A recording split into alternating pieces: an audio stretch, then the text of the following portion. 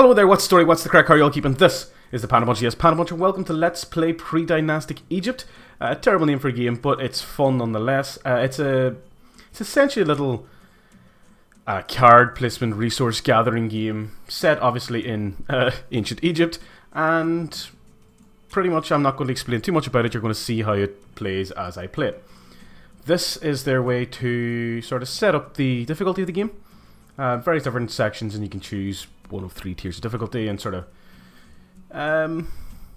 you can sort of come up with some unique different balances for each game. So various different playthroughs will be very different.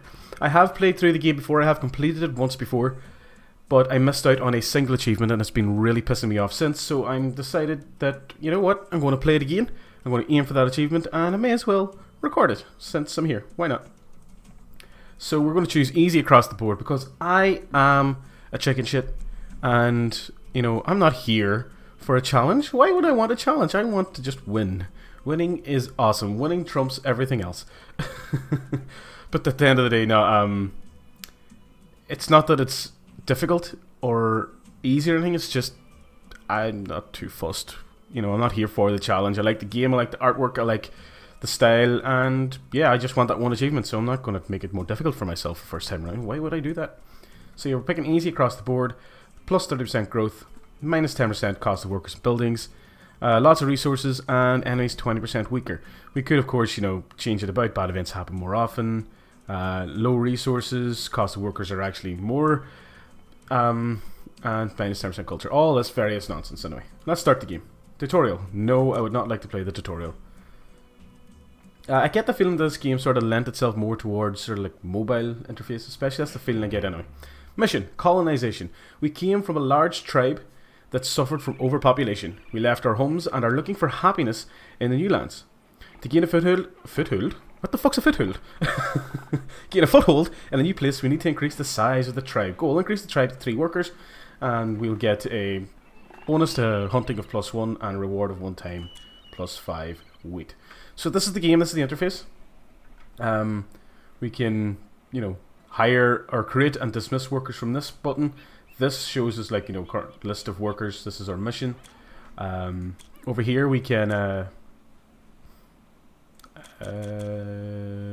already here at our settlement, and these will unlock as we get more people and stuff. It allows to get little perks and discoveries and research and various other goodies. But for now, all we can do is we can place 1 worker there, and that's all we can do. An end turn. He is on a +1 food tile, which means we get +1 food at the end of the turn. But for every population you have, you use 1 food at the end of a turn, so it's kind of just generic little bit of research and all that kind of stuff. So, primitive tribe. Our tribe is still a primitive stage of development. It is nomadic and survives mostly by hunting and gathering. We live in temporary huts. For further development, we should discover Badari culture. Good for us. It costs 1, but we can't. Action is unavailable, so we'll just end turn. So we only have 1 population, but why is this? What am I missing? What? I'm a wee bit under the weather, so I'm going to use that as an excuse because I'm an idiot. Why not?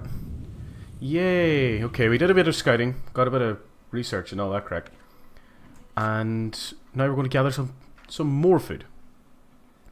So we weren't really gathering any resources because we were only bringing 1 and we were eating 1, so it was a permanent balance. Now we've got +2 coming in, so we'll be able to bank a bit of food and hire some more people. So at this stage, what do we want to do? We can do a wee bit more scouting, or we could just gather some, obviously, food. And these are production points. They allow us to build more stuff, essentially. Again, I'm going to be very, very terrible at explaining this game.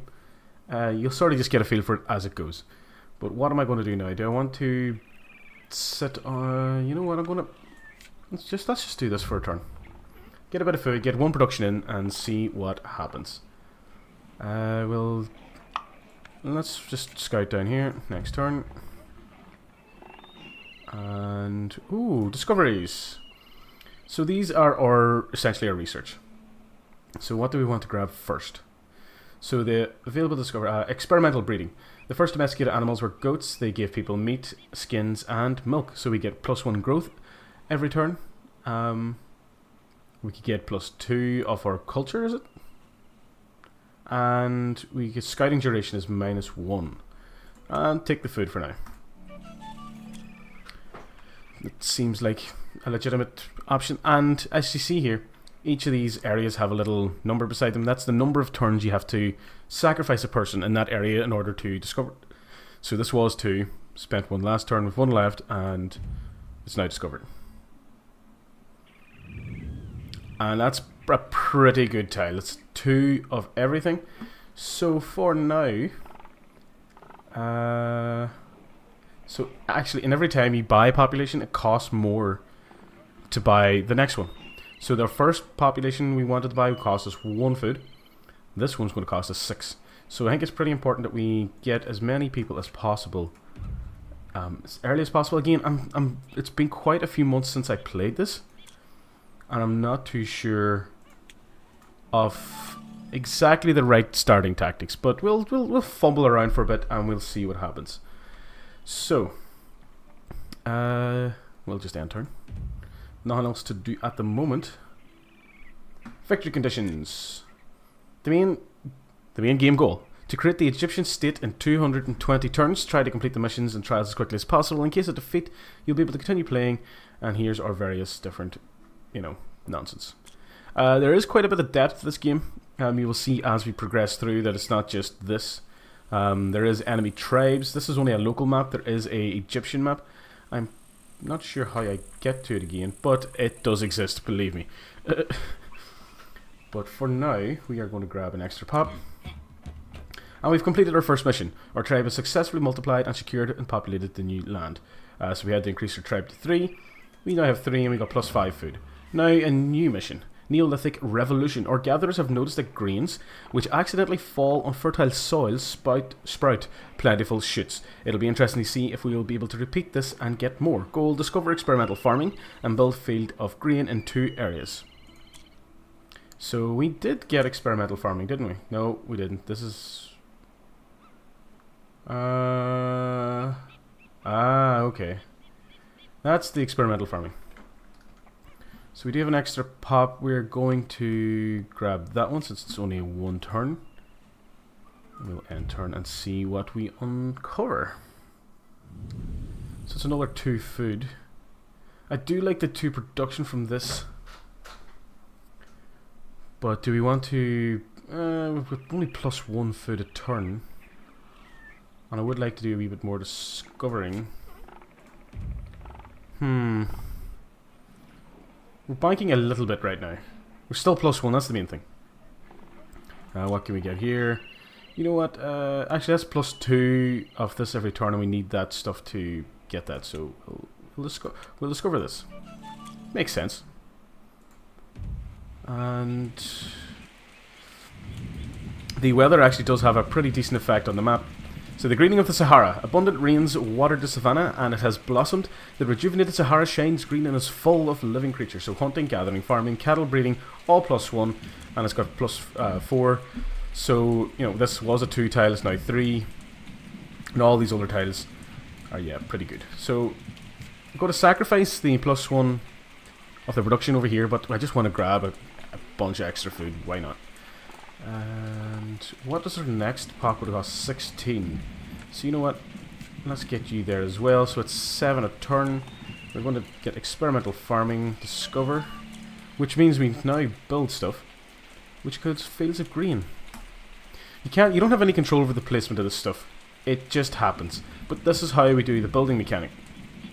It takes 4 hammers and 2 turns, and we have to actually put a worker in here to get it done. And to be honest, I'm going to take that guy off there and get this done. We have more than enough hammers left. New threat, probability of attack. Scouts from a hostile tribe are spotted near our settlement. They have not decided what to do with us yet, but nothing good will come from such neighbours, and we will have to deal with them in due course. But for now, we shall get these green fields made, and you'll see this changes the land. Okay, the myth about... Oh my god, there's just so much all the time in this game. The myth about the ancestor falcon. Many generations have passed since our tribe began to honour the falcon. Even the elders can no longer remember how it all started, but people believe that the great falcon Horus founded our tribe and was our ancestor. So we get a plus 1 time, plus 3 bonus to our, and I keep forgetting what it's called, culture. So this is our green farm level 1 or whatever it was. Yeah, Field of Green area 1. It's upgraded this tile, which has given us a permanent boost of like plus 1. So it was a 2. So it's got the from the Field of Green to plus 1, which makes it plus 3. And we're still in the greening of the Sahara, 2 turns left, which gives it a temporary boost of plus 1. So that's why it's a plus 4. So we can get a new person in. We shall continue to grab as much extra food there as possible. And with the other guy here, we'll do a bit of scouting. But before that, we can actually go and get Field of Green. I can't even speak today. Field of Green Area 2, and improves whatever area it chooses. I kind of know which area it's going to choose, but it improves that area with a plus 2 food.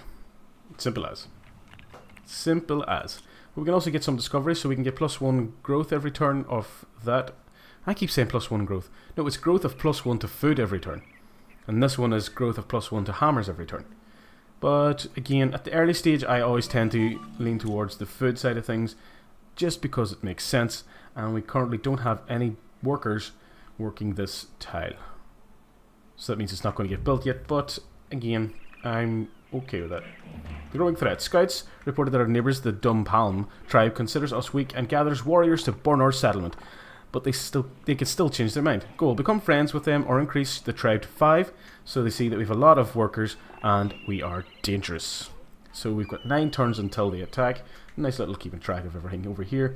And I don't think we're going to have to worry about that. We will be able to grab a new person pretty soon. And I sense a sneeze coming on, folks, and that is always annoying when you sacrifice a person to do some scouting and then there's nothing there. Just nothing. So what's our next worker cost? 22. Should be able to get him after the next turn. Don't really... Actually... Forgot this little icon. I could have got this. Discover. Wasn't necessary 100%, but oh well. Right. Another area with fuck all in it. Well, we did get some loose production, I suppose. It's better than nothing. So let's, yep, and there we go. The threat is passed, and 1 time minus 50% chance to combat, so our probability of attack is down to 2.5%. There is a chance of rebellion. This will happen later on in the game. I mean, it will definitely 100% happen. You'll see exactly what it's all about. And it's fucking annoying, but we'll have to deal with it when it happens. So we have 2 workers to mess about with here. So it takes 3 turns of 5, so it means we need 15 hammers. So we're going to have somebody there. And then this guy doing this. And that's what we're going to do for a couple of turns. Should see us get this thing. Oh, okay. What do we have now? We can early rituals, complex spells, ritual dances, and sacrifices. The Egyptians believed that these were the ways to affect the spirit world. So we get growth to that little marker every turn, and cults becomes available. Farming's allowed many people to move to a settled life, and now they need permanent houses. So that's primitive dwelling, cemetery of the commoners, and this allows the build field of flax. I'm going to open the cults menu because it's pretty powerful. And you know, you could sacrifice your points to do various things here, but I'm not going to lie. With 99,000 times out of 100. We're not going to consider any of the other ones except for this one. Hunting and fishing plus 2. Actually, is that... Am I thinking of the right thing here? And these images are pretty weird looking. I'm not going to pass any judgment. That's just... I'm just saying. It's a bit weird looking. So let's just tell you what they do. Offer sacrifices to the spirits of our ancestors. Ask them to guide us and protect us from evil. So everywhere gets a +1 to culture during 5 turns. Falcon Horus, all-seeing falcon, and good luck for all hunting. So hunting and fishing is +2 during 2 turns. This is cattle and breeding +1 for 3 turns. Enemy strength -50%. Efficiency at 3 +200. One time -20% chance to rebellion and whatever. And this guy's growth 20% or scouting duration -50% during 10 turns. I think we're going to take this honor. The falcon is our totem and a defender of the tribe. He flies in the sky, sees and knows everything. Our hunters ask him to give them strength, acuity of vision, accuracy and speed. So there you go. One more turn and we should have our next field upgrade. And here we go. New god. Besides Horus, our priests suggest that we begin, honor and make sacrifices to a new animal god. It will become an additional burden, but this god will help us for certain. What will we decide? So if we accept the proposal of priests to start to honor a new god, we will get growth of 10% of culture every turn, but we'll lose 3% of our food every turn. Or we could refuse and just accept the fact that, you know, we have one god and it's the Mr. Falcon, and that's what we're sticking with. And you know what? I don't have fucking time for other gods. I'm just stick with the Falcon. I know the Falcon. The Falcon, me and him get on well. We have a rapport. And yeah, why go faff around? We decided to reject the priest's proposal and concentrate on honouring our totemic god Falcon. Totemic? Yeah. Especially because food is more necessary to us. Mission completed. We know the secret of farming. It's a breakthrough. We can spend less time hunting and gathering, and we can grow grain symbol by ourselves. And a one-time award of +10 grain. And our new mission. I kind of like, this is one of the things I like about this game. There's quite a bit you can do yourself, and you can change various things, obviously through the difficulties alone, but in the way you apply your characters and your workers and the resource management you do, and there's a general element of luck to the kind of tiles you get and the kind of resources that are available and the various different bonuses that can happen. But I do like that sort of regimented structure throughout, where one mission ends, it gives you another mission. You don't have to meet it straight away, but it gives you a sense of direction and something to work towards every time. So, we know the secrets of farming and grow, we can feed the tribe. It's time to build settlement and start to settle. So, increase the tribe to 8, we are at 5. Worker creation price, -20%, and a one-time +20 food and +30 production. So, what we want to do is we'll be wanting to do this.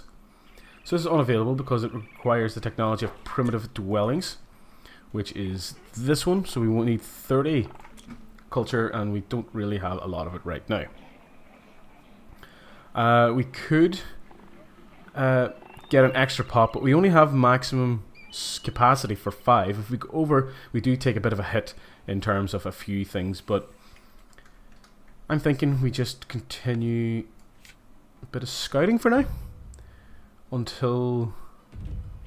Oh, okay, there's a one-time bonus to our culture, which we really actually quite need right now.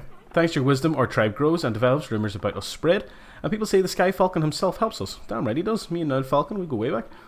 Neighbouring tribes have heard about this, about his miracles, and have begun to honour him as well. Let's spread the word of the Falcon, people. Spread the word of the Falcon.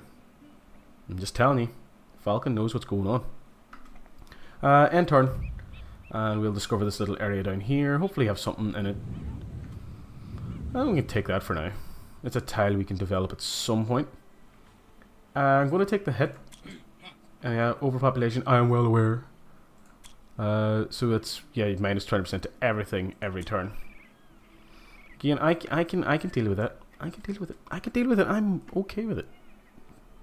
Why won't you believe me? So we'll just do some sort of multiple scouting. And we're at turn 25. I have no idea in terms of the progress I'm making. That's just the truth. I just really no idea.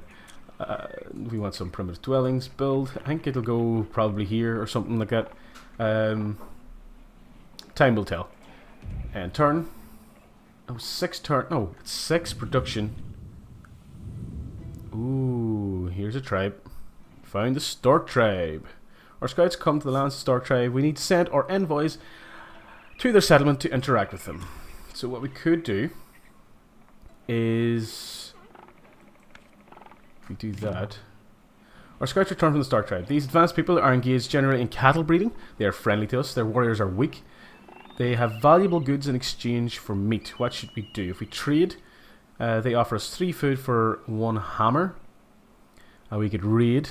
Chance success is 90%. It would cost us 3 food every turn for 5 turns, because that's how long it takes to prepare.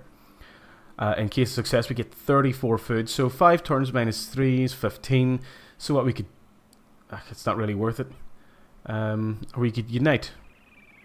1 time plus 1 and unification of tribes in 5 turns.